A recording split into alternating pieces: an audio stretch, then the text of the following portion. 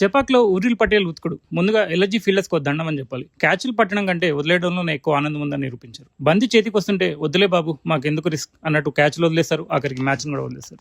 ఈ match review ఇప్పుడు చూద్దాం. ఈరోజు చెన్నైలో జరిగిన ఈ మ్యాచ్లో రుతురాజ్ గైక్వాడ్ టాస్ గెలిచి ఫీల్డింగ్ తీసుకున్నాడు. అండ్ వీళ్ళ ప్లేయింగ్ లెవెల్లో చేంజెస్ ఏం లేవు. And LSG only Jos English ని ప్లేయింగ్ లెవెల్కి తీసుకొచ్చారు. ఫస్ట్ బ్యాటింగ్ వచ్చిన Jos English and Mitchell Marsh వీళ్ళిద్దరూ కలిసి ఈ రోజు కంప్లీట్ పవర్ ప్లేని డామినేట్ చేశారు. ముఖ్యంగా జాస్ ఇంగ్లీష్ ఈ రోజు ఫస్ట్ బాల్ నుంచి తను హిట్టింగ్ స్టార్ట్ చేశాడు. తను ఏ బౌలర్ అని చూడకుండా తను అందరినీ కంప్లీట్ చెడు కూడా ఆడేస్తాడని చెప్పొచ్చు. అండ్ తను ఈరోజు పవర్ ప్లేలో complete 5 6s and 7 4s complete dominate చేశాడు ఈరోజు పవర్ ప్లేలోనే.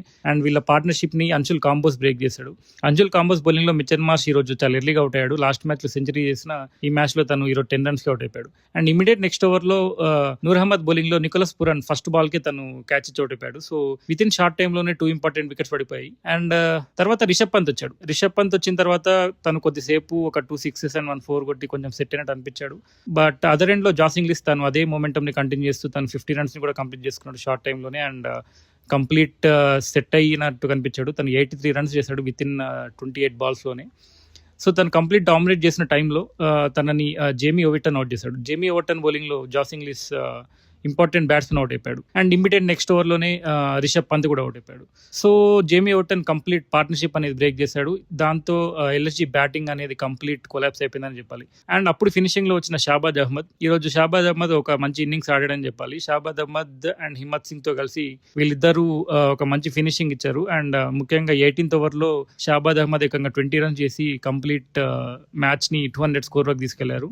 వీళ్ళిద్దరు కలిసి మంచి ఫినిషింగ్ తో ఎల్ఎస్జీకి 203 runs స్కోర్ ఇచ్చారు. అండ్ ఎల్ఎస్జీ బ్యాటర్స్ లో జాస్ ఇంగ్లీష్ ఈ రోజు 85 runs చేశాడు. ఫినిషింగ్ లో షాబాజ్ అహ్మద్ కూడా మంచి ఇన్నింగ్స్ ఆడి తను కూడా 43 runs చేశాడు. అండ్ ఈ రోజు సిఎస్కే బౌలర్స్ లో జేమీ ఓవర్టన్, అంశుల్ కంబో చాలా మంచిగా బౌలింగ్ చేశారు. And Jamie Overton important wickets తీసుకొని తను బ్రేక్ త్రూ ఇచ్చాడు. అండ్ 204 runs టార్గెట్ తో బ్యాటింగ్ వచ్చిన చెన్నై సూపర్ కింగ్స్ ముఖ్యంగా సంజు శాంసన్ అండ్ రుతురాజ్ గైక్వాడ్ ఈరోజు ఫస్ట్ బాల్ నుంచి వాళ్ళు కూడా హిట్టింగ్ స్టార్ట్ చేశారు. ముఖ్యంగా సంజు శాంసన్ తను కంప్లీట్ ఫస్ట్ 2 overs ని డామినేట్ చేశాడు. అండ్ అదర్ థర్డ్ ఓవర్ ని రుతురాజ్ గైక్వాడ్ డామినేట్ చేశాడు. సో వీళ్ళిద్దరు కలిసి మంచి సెట్ అయిన టైంలో దిగ్విజయ్ రాతి చాలా ఎర్లీగా ఈ రోజు సంజు శాంసన్ వికెట్ తీసుకున్నాడు. సో సంజు శాంసన్ ఎర్లీగా అవుట్ అయిపోయాడు. వీళ్ళ పార్ట్నర్షిప్ అనేది పవర్ ప్లే లోనే బ్రేక్ అయిపోయింది. అప్పుడు వచ్చాడు ఉర్విల్ పటేల్. ఉర్విల్ పటేల్ ఈ రోజు ఆకాశమే హద్దుగా ఆడాడు. ముఖ్యంగా తను ఫస్ట్ బాల్ నుంచే రుతురాజ్ గైక్వాడ్ అదర్ ఎండ్ లో తను స్లోగా ఆడుతున్నా కూడా ఉర్విల్ పటేల్ తను ఫస్ట్ బాల్ నుంచి ఈ రోజు డామినేట్ చేశాడు. తను ఫస్ట్ బాల్ నుంచే 6s అండ్ 4s తో గ్రౌండ్ ని మొత్తం చెల్లాచెదురు చేశాడని చెప్పొచ్చు. తను ఏకంగా 5th ఓవర్లో 4 6s అండ్ 6th ఓవర్లో 3 6s తో కంప్లీట్ 13 balls లోనే తను హాఫ్ సెంచరీ చేసి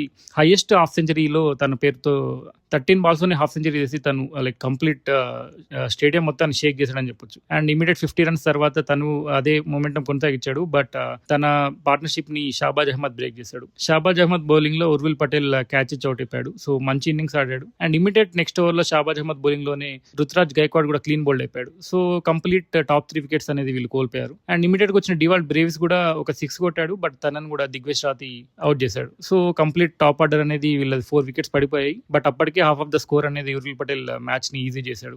అండ్ ఫినిషింగ్ లో వచ్చిన వీళ్ళ impact player Prashant Veer and Shivam Dube వీళ్ళిద్దరు ఇంకొక వికెట్ పడకుండా మ్యాచ్ ని ఈజీగా కంప్లీట్ చేశారు. ముఖ్యంగా లాస్ట్ 3 overs లో 30 runs కావాల్సిన టైంలో ఎల్ఎస్జీ బౌలర్స్ చాలా మంచిగా బౌలింగ్ చేశారు. ముఖ్యంగా ఆవేష్ ఖాన్ బౌలింగ్ లో Digvijay Rathi 2 important catches miss చేశాడు. And Nicholas Pooran 1 important catch miss చేశాడు ప్రశాంత్ వీర్ది అండ్ శివం దుబేది. సో అంత ఈజీ క్యాచెస్ మిస్ చేసిన తర్వాత సిఎస్కే మ్యాచ్ ఫినిష్ చేయకపోతే ఇంకా దానికి అర్థమే ఉండదని చెప్పొచ్చు. అండ్ మ్యాచ్ ని ఎల్ఎస్జీ ఈరోజు చాలా ఈజీగా వాళ్ళ చేతులారా మ్యాచ్ పోగొట్టుకున్నారని చెప్పొచ్చు ఈజీ క్యాచెస్ తో. అండ్ ఫినిషింగ్ ఓవర్ లో మక్రమ్ బౌలింగ్ లో శివం దుబే 6 కొట్టి మ్యాచ్ ని ఫినిష్ చేశాడు. అండ్ వీళ్ళ బ్యాటింగ్ లో ఈ రోజు Urvil Patel 65 runs and Ruturaj Gaikwad 42 runs తో లీడింగ్ స్కోరర్ లా ఉన్నారు. అండ్ ఈ రోజు ఎల్ఎస్జీ బౌలర్స్ లో షాబాజ్ అహ్మద్, దిగ్విజయ్ రాతి 2 ఇంపార్టెంట్ వికెట్ తీసుకున్నా వీళ్ళ క్యాచెస్ వల్ల మ్యాచ్ అనేది ఓడిపోయారు. అండ్ ఈ రోజు for his destruction batting Urvil Patel కి రోజు ప్లేయర్ ఆఫ్ ద మ్యాచ్ వచ్చింది. చాలా అద్భుతమైన బ్యాటింగ్ చేశాడు ఈ రోజు. అండ్ పాయింట్స్ టేబుల్ చూసుకుంటే సిఎస్కే 5th పొజిషన్ లోకి వెళ్ళారు 12 points తో 0.1 run తో మంచి పొజిషన్ లోకి వెళ్ళారు. అండ్ ఎల్ఎస్జీ ఆల్మోస్ట్ వాళ్ళ ప్లే ఆఫ్ ఆశలు కొలాప్స్ అనే చెప్పొచ్చు. బౌలింగ్ తో మంచి బ్యాటింగ్ తో టాప్ ఆర్డర్ మంచి బ్యాటింగ్ ఆడుతున్నా కానీ వన్స్ వికెట్స్ పడిన తర్వాత వాళ్ళు మిడిల్ ఓవర్ లో చాలా మంచిగా బౌలింగ్ చేశారు. అండ్ బ్యాటింగ్ లో ఉర్విల్ పటేల్ డిస్ట్రక్షన్ తో ఈ రోజు మ్యాచ్ అనేది చాలా ఈజీగా వీళ్ళు కంప్లీట్ చేశారు. ఇలా ఈ రోజు మ్యాచ్ ముగిసింది. ఆ మ్యాచ్ కి మనం ఇచ్చిన రివ్యూ ఇది. మళ్ళీ మన ఛానల్లో కొత్త మ్యాచ్ రివ్యూతో వచ్చేస్తా. Until then please like, share and subscribe to G1 Cricket Reviews.